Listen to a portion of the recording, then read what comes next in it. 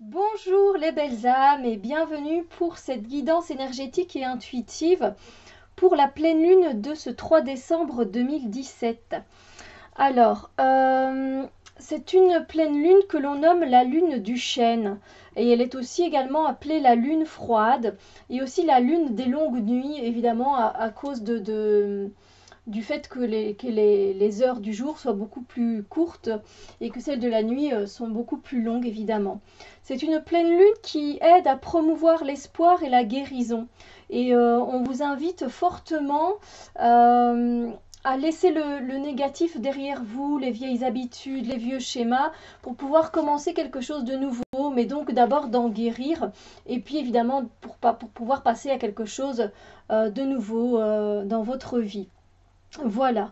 Alors, cette pleine lune du 3 décembre, bien, pour la tendance énergétique principale, j'avais envie de travailler avec l'oracle des échos d'Anna Christina Tourian. Et puis, vous savez bien que j'aime bien, comme d'habitude, demander à ce qu'une déesse nous accompagne avant, pendant et après cette pleine lune.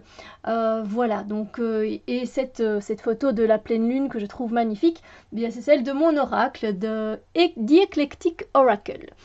Alors, eh bien, on va voir tout de suite hein, donc la tendance énergétique pour cette pleine lune, un peu parce que c'est vrai que c'est la dernière pleine lune de l'année finalement, donc on va voir qu'est-ce qu'elle nous réserve.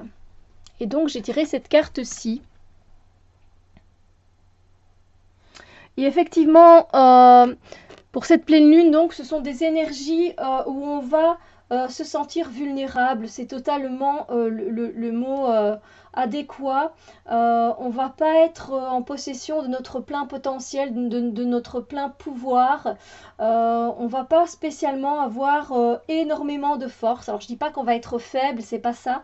Mais disons qu'on va être dans un état où on va se sentir plus sensible, plus vulnérable.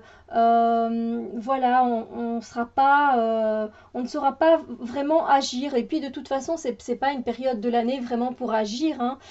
C'est plutôt c'est plutôt pardon. Hein.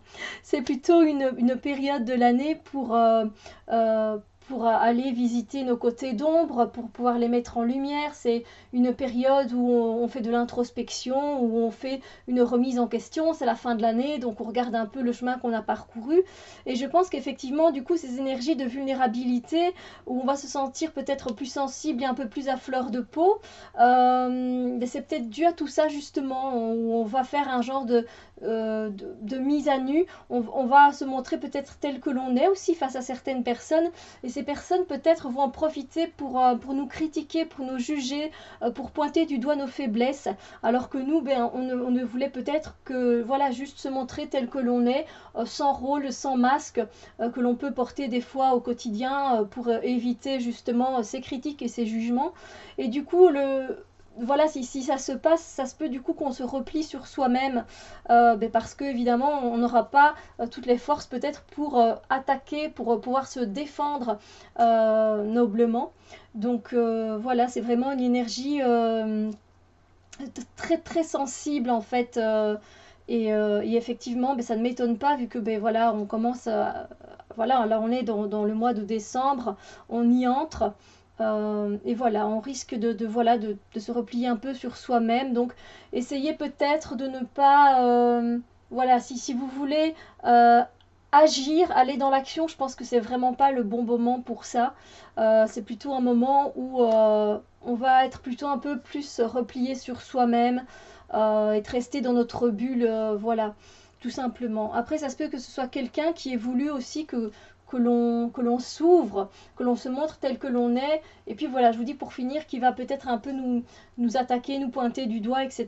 Et nous, ben, on va se sentir blessés et on va pas comprendre ce comportement. Et le fait de ne pas avoir notre plein potentiel de force va nous mettre dans un état voilà, où on risque de s'inquiéter et de stresser un petit peu. Donc voilà, le fait du repli sur soi aussi. Voilà, des énergies voilà, où on va aussi se replier sur soi-même, on va vouloir rester dans notre bulle. Et ça me semble tout à fait sensé quand on y pense, vu que ce sont des énergies adéquates à la période de l'année. Voilà. Alors, la déesse qui nous accompagne, eh bien, c'est Erin. Oh, belle et douce Erin. Je suis bien contente qu'elle soit là. Erin, donc la déesse grecque de la paix. Vous n'avez aucun souci à vous faire car tout se passe merveilleusement bien. Et bien tant mieux, je pense qu'on avait vraiment besoin de cette déesse pour nous accompagner, en tout cas de ce que je ressens, parce que ben voilà, ce côté vulnérable, sensible et pas à notre plein potentiel comme on pourrait l'être. Voilà, je pense qu'on a besoin d'être aidé, de se sentir en paix, de se sentir accompagné, des bras qui nous enlacent, de paix et d'amour. Je trouve ça important. Alors, vous savez bien, je vais vous dire un petit mot à propos d'Erin pour savoir un peu à propos d'elle. Donc, il s'agit donc d'une déesse grecque qui compte parmi ses sœurs les déesses de la droiture et de la justice. Donc, vous voyez, quelque part, ça veut dire que si on se sent vulnérable, elle sera là pour rééquilibrer ça et qu'elle remettra les choses dans le droit, enfin qu'elle va nous aider en tout cas à remettre les choses dans le droit chemin pour que les choses soient justes. Donc n'hésitez pas à faire appel à elle, d'accord? Erin apporte un sentiment de paix à tous ceux qui l'invoquent. Les Romains se référaient à elle sous le nom de Pax, ce qui signifie paix. Erin nous aide à remplacer l'inquiétude par la foi. Donc je vous parlais justement de ces inquiétudes que l'on pourrait avoir, donc peut-être par rapport à tout ce chemin qu'on a parcouru, se dire oh pour finir j'ai pas fait grand chose de cette année, etc. Le fait de se remettre en question, eh bien elle nous invite justement, Erin, à remplacer cette inquiétude par la foi, d'accord? Croyez en vous. Elle nous rappelle également de conserver en nous le sens du merveilleux et l'enthousiasme pour la vie que les enfants manifestent. Voilà. Il y a aussi, je vais vous faire passer le petit message d'Erin. Alors, même si les choses semblent être chaotiques en apparence, je vous assure qu'un dessein plus élevé est à l'œuvre. Cette puissance tout aimante vous porte et vous soutient totalement. Détendez-vous dans les bras de l'amour divin et laissez aller par votre expiration tous vos soucis, préoccupations et inquiétudes. Portez votre attention sur le fait d'apprécier et de jouir de chacun des bienfaits qui vous est donné. Votre gratitude vous aidera à attirer encore plus de bienfaits dans votre vie. Et donc on est vraiment, du coup, elle nous invite vraiment à remettre du coup nos inquiétudes, nos soucis au ciel, à nos guides, à qui vous le sentez, évidemment, à Dieu.